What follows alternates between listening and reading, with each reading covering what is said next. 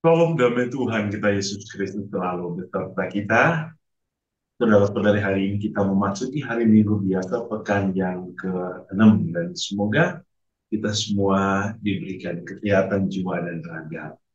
Saudara-saudari, hari ini kita semua akan mendengarkan firman Tuhan dari Injil Matius bab 5 ayat 17 sampai 37. Ini bacaan yang versi panjang dan juga yang versi pendek bab 5 ayat 20 sampai 22, dilanjutkan dengan ayat 27 sampai 28 dan 33 sampai 7.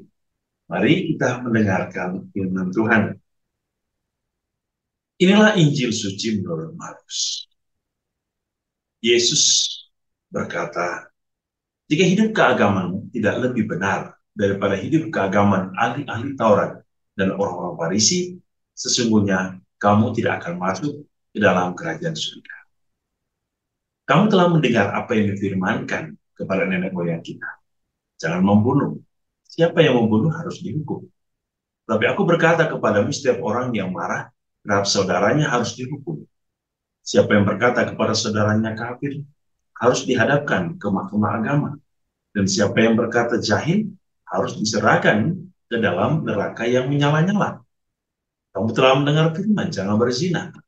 Tapi aku berkata kepadamu, setiap orang yang memandang perempuan serta menginginkannya sudah berzina dengan dia di dalam hatinya. Kamu telah mendengar pula yang difirmankan kepada nenek moyang kita. Jangan bersumpah, melainkan peganglah sumpahmu di depan Tuhan. Tapi aku berkata kepadamu, janganlah sekali-kali bersumpah, baik demi langit, karena langit adalah tak. Jika ya, hendaklah kamu katakan ya. Jika tidak, hendaklah kamu katakan tidak. Apa yang lebih daripada itu berasal dari sejarah. Demikianlah sabda Tuhan. Terpujilah. Saudara-saudara yang dikasihi Tuhan, apa yang bisa kita uh, renungkan pada hari ini? Ada satu momen yang menarik pada hari ini, ketika Yesus berhadapan dengan ahli-ahli Taurat, orang-orang Farisi. Mereka dianggap sebagai orang-orang terkemuka. Mereka dianggap sebagai orang-orang yang sangat menghafal, memahami, mengetahui tentang hukum-hukum Taurat. Dan mereka mengajarkan tentang hukum-hukum Taurat. Tetapi hari ini ada sesuatu yang salah dalam pemahaman orang Farisi dan ahli-ahli Taurat tentang Yesus. Kekentalan akan pemahaman ini yang berujung kepada satu uh, proses di mana orang melihat Yesus dengan cara pandang yang beda. Apa yang terjadi? Pemahaman yang terjadi yang pertama yang mau diluruskan oleh Yesus, bahwa orang-orang Farisi itu berpikir bahwa Yesus datang itu untuk melenyapkan hukum Taurat. Tapi Yesus sendiri mengatakan bahwa aku datang bukan untuk menghilangkan, tetapi untuk menggenapi hukum Taurat dan kitab para nabi. Di sini ketika pemahaman ini salah, orang akhirnya memahami kedatangan Yesus sebagai suatu hal yang keliru. Tujuan, karya, dan apa yang dilakukan Yesus itu menjadi keliru oleh pemahaman yang sama. Orang nanti Yesus meluruskan bahwa aku datang itu untuk membuat hukum-hukum Taurat dan kitab para nabi itu menjadi sempurna. Dan kesempurnaan Yesus itu ditujukan oleh Yesus dalam kehidupannya, dalam karyanya. Oh, Yesus menggenapi seluruh hukum Taurat. Yesus menggenapi kitab para nabi dengan memberikan kesaksian hidup yang nyata sampai kepada keselamatan.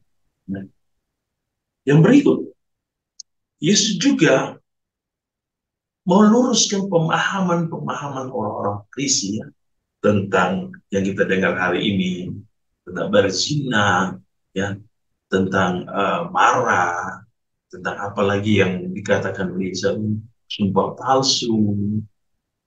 Yesus mengingatkan mereka ada sesuatu yang penting yang harus diajarkan, bahwa pemahaman yang salah akan membuat orang berbeda untuk menghayati sesuatu. Teristimewa ketika kita berbicara tentang hukum, ya, Yesus meluruskan pemahaman atau penafsiran mereka yang salah tentang hukum Tuhan. Kesalahan yang terjadi yang kita lihat hari ini bahwa para nabi itu sudah mengajarkan supaya setiap orang melaksanakan hukum itu semakin dekat dengan Allah. Dalam hal-hal kecil pun, ya, ketika orang melakukan kesalahan, orang harus berubah. Tapi kita dengar hari ini bahwa orang Farisi, ahli-ahli Taurat, mengajarkan yang bertolak belakang dengan apa yang disampaikan oleh Nabi. Maka Yesus mengatakan, kamu telah mendengar jangan berzina. Tetapi Yesus mengatakan, dengan melihat dan menginginkan, ya, memandang seorang perempuan dan menginginkan sudah berzina. Maka Yesus mengatakan, setiap orang yang marah pada saudaranya dia harus dihukum. Tapi bahkan Yesus mengatakan, orang yang mengatakan kafir itu pun harus dihukum. Bahkan orang yang mengatakan sumpah, jangan sekali-kali Yesus mengatakan jangan sumpah. Yesus mau meluruskan penafsiran Allah. Maka apa yang mau diminta oleh Yesus hari ini? Pertama, Yesus adalah hikmat kebijaksanaan yang datang. Dia menyempurnakan melalui hikmat yang datang dari surga.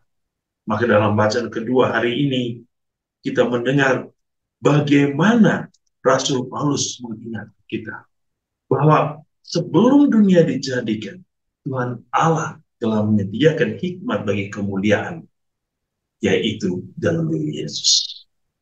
Maka apa yang harus kita lakukan, ya? Dalam bacaan pertama dari kitab Putra Sirat, kita diingatkan supaya kita tidak boleh menjadi orang yang fasik, orang yang munafik, tapi kita harus hidup jujur di hadapan. Maka kejujuran itu diminta oleh Yesus hari ini, yaitu untuk merasa kedamaian. Hiduplah di dalam kedamaian. Karena kedamaian akan menyelaraskan seluruh kehidupan, pikiran hati manusia dengan Allah. Kedamaian seperti apa? Dalam pikiran kita, dalam hati kita, dalam jiwa kita, dalam relasi kita, dan dalam tindakan kita. Yang berikut, Yesus mengingatkan kita supaya hidup di dalam kebenaran.